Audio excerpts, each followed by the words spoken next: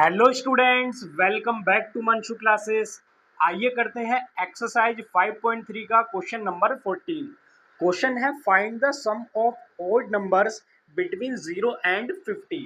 तो सिंपली बच्चों क्वेश्चन में बोला है कि 0 और 50 के बीच में आने वाले सभी ऑड नंबर्स का हमको सम फाइंड आउट करना है। तो आइए सोल्व करते हैं। सबसे पहले यहाँ पर हम देख लेते हैं कि 0 और 50 के बीच कौन कौन से ऑड नंबर्स होते हैं।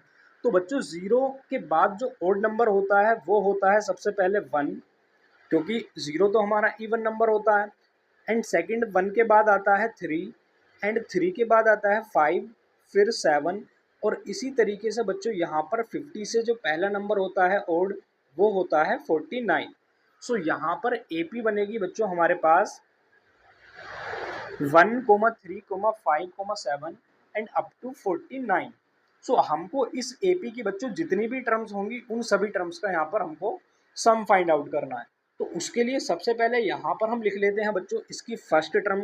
सो फर्स्ट टर्म ए की वैल्यू हो जाएगी 1। देन इसके बाद हम फाइंड आउट करेंगे बच्चों डी की वैल्यू। तो डी होता है बच्चों कॉमन डिफरेंस, और कॉमन डिफरेंस फाइंड करने के लिए हम सेकेंड टर्म से सब्ट्रैक्ट कर देंगे या थर्ड टर्म से सब्ट्रैक्ट कर देंगे हम यहाँ पर सेकंड को, या फिर सब्ट्रैक्ट कर देंगे सेकंड से फर्स्ट को।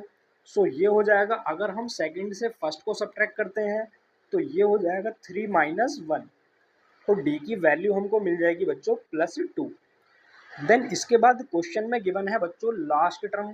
तो लास्ट टर्म को कहते हैं हम स्मॉल एल, और स्मॉल एल की वैल्यू गिवन है 49। देन हमको क्वेश्चन के अंदर फाइंड आउट करना है बच्चों सम ऑफ एन टर्म्स। तो sum of n terms find करने के लिए सबसे पहले हम एन की वैल्यू फाइंड आउट करेंगे, जिसके लिए हमको गिवन है L is equals to 49।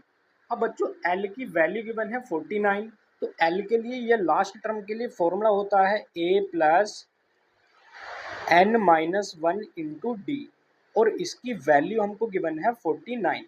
Then यहाँ पर हम A और D की वैल्यू पुट करेंगे और वैल्यू फाइंड आउट कर लेंगे स्मॉल n की।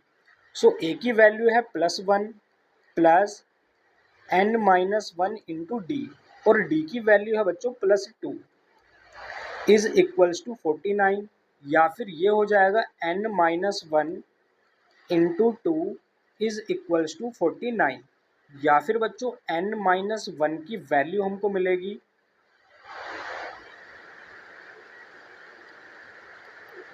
49 - 1। सो ये हो जाएगा बच्चों n-1 into 2 is equals to 48, या फिर n-1 की वैल्यू हो जाएगी बच्चों 48 डिवाइड बाई 2, और जब हम 2 से कैंसिल आउट करेंगे बच्चों इसको, सो ये हो जाएगा 2 2s are 4 and 2 4s are 8। सो हमको वैल्यू मिलेगी बच्चों n-1 इज इक्वल्स टू 24, या फिर n की वैल्यू हो जाएगी बच्चों 24 + 1, ये फिर हो जाएगा n इज इक्वल्स टू 25। तो स्मॉल n यानी कि नंबर ऑफ टर्म्स हो जाएंगी इस एपी की 25।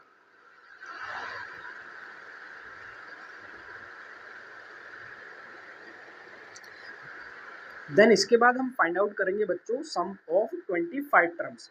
तो sum of 25 terms find out करने के लिए हमारे पास एक फॉर्मूला होता है Sn का, और फॉर्मूला होता है Sn is equals to n/2 bracket 2a plus n-1 into d. अब इस फॉर्मूले के अंदर हम सभी वैल्यूज को पुट कर देंगे बच्चों। सो n की वैल्यू है 25, सो इसीलिए हो जाएगा ये S25 is equals to 25/2 bracket 2 into A की वैल्यू है +1 एंड प्लस 25 - 1 इंटू डी, और डी की वैल्यू है बच्चों 2।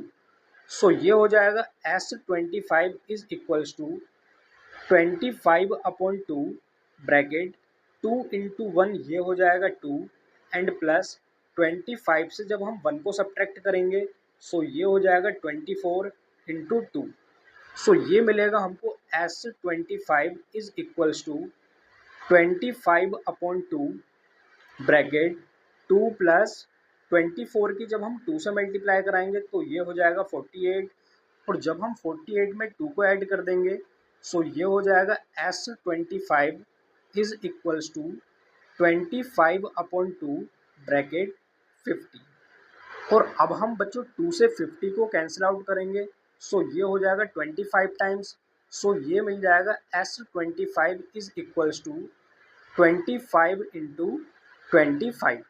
और जब हम 25 की 25 से मल्टीप्लाई कराते हैं सो हमको मिलेगा S25 इज इक्वल्स टू 625, जो कि आंसर होगा बच्चों इस क्वेश्चन का 625।